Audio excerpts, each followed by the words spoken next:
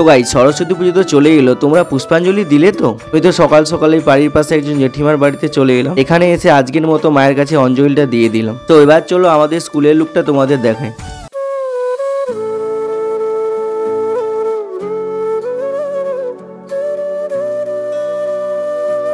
তো এইটা হচ্ছে আমাদের স্কুলে এবছরের ঠাকুরের লুক। স্কুলে গিয়েছি, স্যারেরা কি প্রসাদ না খাইয়ে ছাড়ে। চলে গেলাম ডাইনিং এ, তোমরা তো দেখতেই পাচ্ছ এবছরও খিচুড়ি প্রসাদ হয়েছিল। খেয়ে তো স্কুল থেকে বেরিয়ে চলে এলাম। সো এবার চলো বিভিন্ন জায়গায় ঘুরে ঘুরে তোমাদের ঠাকুরগুলো দেখাবো। আজকের প্রথম ডেস্টিনেশন হলো আমাদের এখানে নতুন বুক। যেহেতু পুজোর সময় এই জায়গাগুলোতে খুবই ভিড় হয়ে থাকে।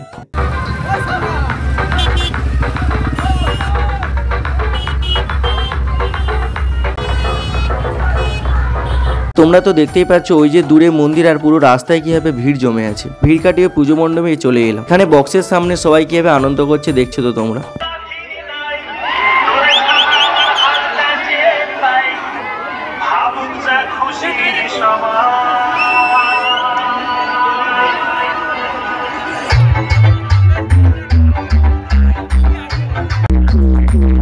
এখানে যে মন্দিরটা দেখতে পাচ্ছ এটা হলো চণ্ডী মাতার মন্দির। এই জায়গার পরিবেশটা এতটাই সুন্দর, ভিড় জমে সেটা তো স্বাভাবিক। এই ভিড় জমার কারণটা তোমাদের দেখাচ্ছে। এখানে এলেই দেখা যায় যে মন্দিরের সামনে একটা জলের ফোয়ারা সিস্টেম করা হয়েছে। এটা কতটা সুন্দর তোমরা তো দেখতেই পাচ্ছ। সৌন্দর্যটা তোমরা দেখতে থাকো।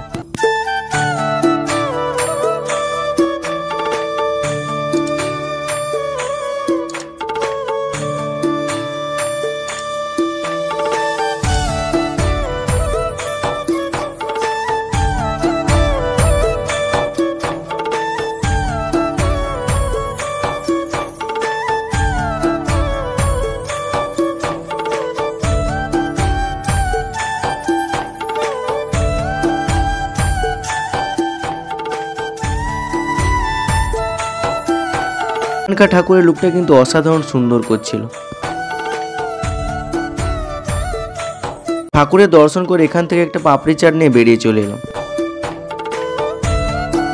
এরপরে গেলাম বলাইপন্ডা হাই স্কুল।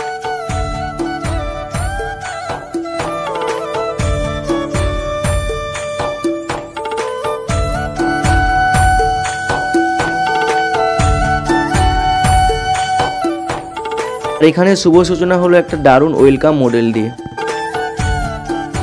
ঠাকুরের লুকটা ছিল ঠিক এরকম।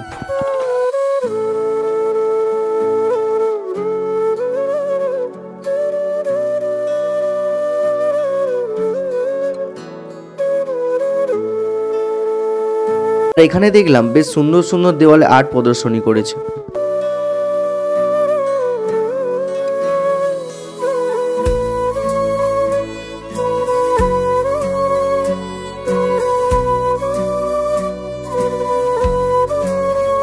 তারপরে গেছিলাম বরিশা হাই স্কুল।